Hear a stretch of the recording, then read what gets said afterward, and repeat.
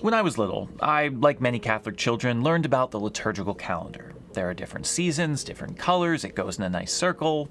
It's a calendar. Simple, straightforward, kind of boring. Or so I thought. When I was a child, I used to talk as a child, think as a child, reason as a child. But when I became a man, I put aside childish things and learned that the liturgical calendar is anything but boring. Folks, it's a mess. A wonderful, fruitful mess, don't get me wrong, but a mess nonetheless. It is such a mess that I spent an embarrassing number of hours just this week pouring myself into the intricacies of it, consulted an expert with questions, and was still confused. Such a mess that I found 3 in-depth, extremely detailed explanations of how it works online, and 2 of them were just wrong. When I say that it's a mess, I don't mean that it's a problem or a catastrophe or the work of foolish men. I mean that it's a mess like chaos theory is a mess. There are so many factors at play that it appears to have no discernible pattern. If you wanted to save your liturgical calendar to reuse another year, very prudent of you, you might have to wait decades, centuries, even millennia for the exact same year to come along again. Friends, people of the internet, I have gone down a rabbit hole like never before. I have absolutely no idea if any of this is significant to any of your lives, but I can guarantee you it's fascinating. Let's start with the basics. The liturgical calendar operates very differently from the normal Gregorian calendar. While there are certain celebrations that are fixed, Christmas Day is always December 25th, much of the celebrations throughout the year jump around. Easter doesn't have a fixed date. It's celebrated on the first Sunday after the first full moon that occurs on or after the spring equinox. By this logic, Easter must fall on a date between March 22nd and April 25th inclusive, meaning that at the very least, there are 35 different liturgical calendars possible. But that doesn't mean we're on a mere 35-year cycle or that the dates are even equally distributed. No, that would be too simple. Some dates, as you can see from this chart, are very popular, like April 16th, whereas others, like March 22nd, occur less than 0.5% of the time, only 9 times in 1,417 years. What's even crazier is that to complete the entire sequence of dates in a repeatable pattern, you would need 5,700,000 years. Starting to see why I called the liturgical year a mess? Yeah. Now, the reason we look to Easter first is because it determines a significant amount of the rest of the calendar. Once you know the date of Easter, you can go backwards 46 days to find Ash Wednesday, and then 49 days into the future to determine Pentecost. Just like that, you'll have the Lenten and Easter seasons all mapped out. And then you just fill in ordinary time in the gaps that are left, right? Yeah, there's just one problem. There are sometimes too many weeks to fit it all in. You see, while the date of Christmas is always December 25th, the day of the week changes each year. Sometimes it falls on a Tuesday. Sometimes it's on a Thursday. Sometimes it's on a Saturday, which is just a nightmare for everyone. This is important because it can affect how long the final week of Advent lasts, which affects when Advent itself begins, which affects how many weeks in ordinary time there are. Sometimes Advent is only 22 days long, sometimes it's 28 days long. That's a big difference and has an effect on how much space we have for ordinary time. So what do we do about this? Well, one option would be to pick up after Pentecost where we left off before Lent and go until we run out of space. Easy enough. The problem is that it would inevitably lop off much of the 34th week of ordinary time, which is pretty significant. Because of the apocalyptic and eschatological imagery pointing to the end times, it's designed to be the last week of the year. Which means we're not going to skip it. If there are too many weeks of ordinary time, then we go the opposite direction. We don't continue where we left off before Lent and go to the end. We start at the end with the 34th week and work our way back to the beginning. Often, like 70% of the time, we work our way back to Pentecost and it just won't fit. And so, a week gets omitted. Yesterday, for instance, was the Tuesday of the 8th week in ordinary time. We'll now have Lent, the Triduum, and Easter before returning to the ordinary readings on Tuesday, June 7th, which will be the 10th week in ordinary time. Yeah, so week 9, we're really sorry, but something had to go, and it wasn't going to be 34, so, better luck next year. Happily, the week that gets cut changes each year. No week is ever skipped on consecutive years. That said, if you account for the fact that every year skips the Wednesday, Thursday, Friday, and Saturday of the week when Ash Wednesday occurs, and the fact that we are on a 2-year daily cycle, there can often be some time between hearing a particular reading at Mass. For example, in 1992, you got everything from week 7. Nothing was omitted, the readings were proclaimed as planned, fantastic. But 2 years later, the whole week was skipped. Then in 1996, and again in 1998, Ash Wednesday occurred in the middle of that week, meaning that the church went 8 years, from 1992 to 2000, before it heard the Wednesday, Thursday, Friday, and Saturday readings of Week 7, Year 2. Except that wasn't even the end of it.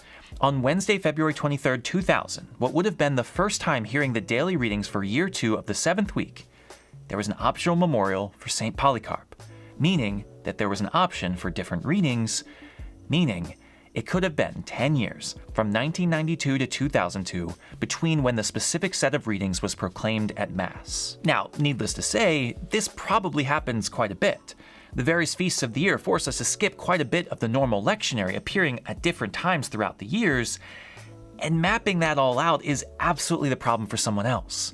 Could there be a daily Mass reading out of sheer luck of the calendar that gets skipped 15, 20 years in a row? Probably.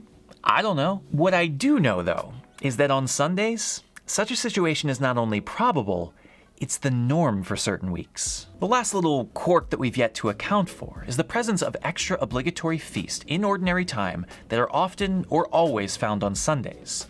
For example, because the Tuesday after Pentecost returns to the daily readings in ordinary time, this means that Pentecost itself supersedes a Sunday in ordinary time. There's one gone. The following Sunday is Trinity Sunday, obviously much more important than a Sunday in ordinary time, so the next one gets skipped as well. 2 gone. For many dioceses in the United States and around the world, the Feast of Corpus Christi is transferred from Thursday to Sunday, meaning another Sunday is skipped.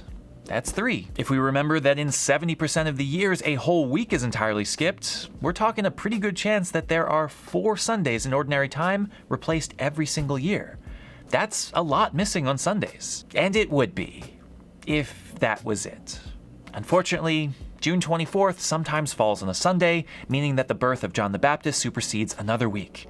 June 29th can also fall on Sundays, forcing St. Peter and Paul to take a Sunday away as well. Oh, and there's also the conversion of St. Paul on January 25th, the presentation of the Lord on February 2nd, the Transfiguration on August 6th, the Assumption of the Blessed Virgin Mary on August 15th, the Exaltation of the Cross on September 14th, All Saints' Day on November 1st, and the dedication of St. John Lateran on November 9th, meaning that there are as many as 9 Sundays in ordinary time that can be skipped in a single year. Which leads me to ask the question, are these weeks equally distributed, rotating which ones we celebrate and which ones we skipped?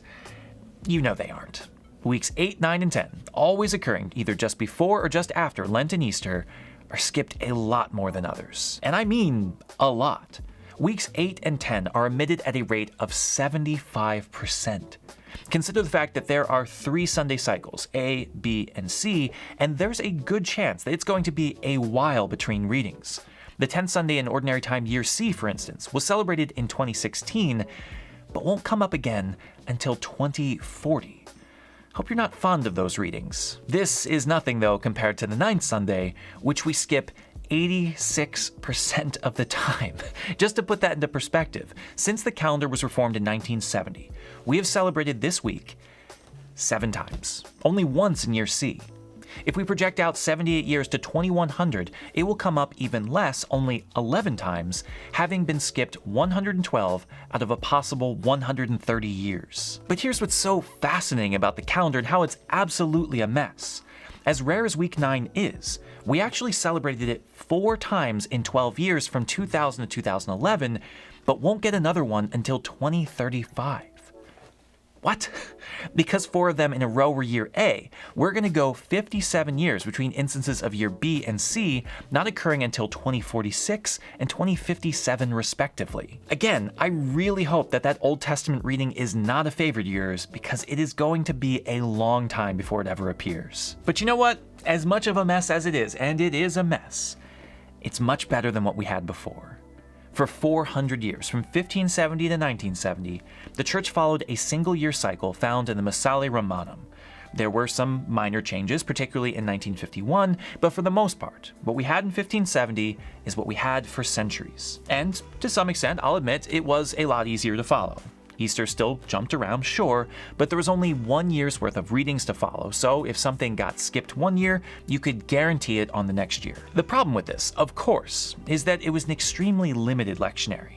If you think that we miss a lot of the Bible now, gosh, Before, there were only 2 readings at a Sunday Mass, an epistle and a gospel, never an Old Testament reading, and only rarely was anything prescribed for weekdays. Meaning that for the whole year, if you went to Mass every single day, you would have heard a grand total of 255 verses of the Old Testament. Not 255 readings, 255 verses, just over 1% of the Old Testament in its entirety, most of which came on 2 days, 12 readings at the Easter Vigil and 6 readings at Pentecost. There was almost nothing else the rest of the year. Compare this to the current lectionary.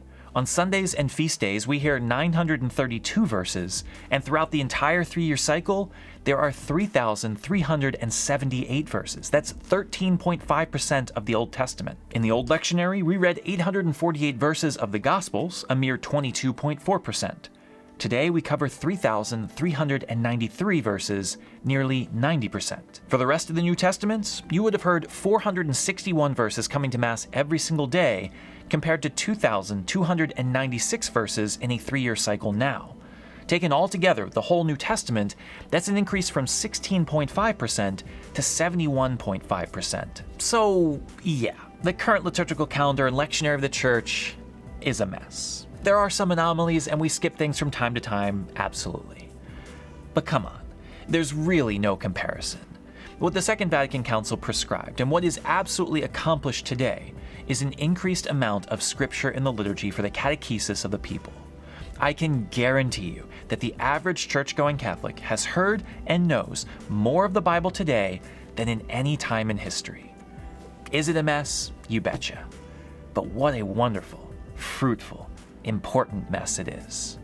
Let me just say, congratulations for making it all the way to the end of this video. You probably deserve a t-shirt or something. There's some heavy, boring stuff in here. That said, I'm guessing you probably enjoyed this material and level of detail, otherwise you wouldn't be here, so I want to encourage you to go over to Father Felix Yu's website, where you'll find a lot more information just like this.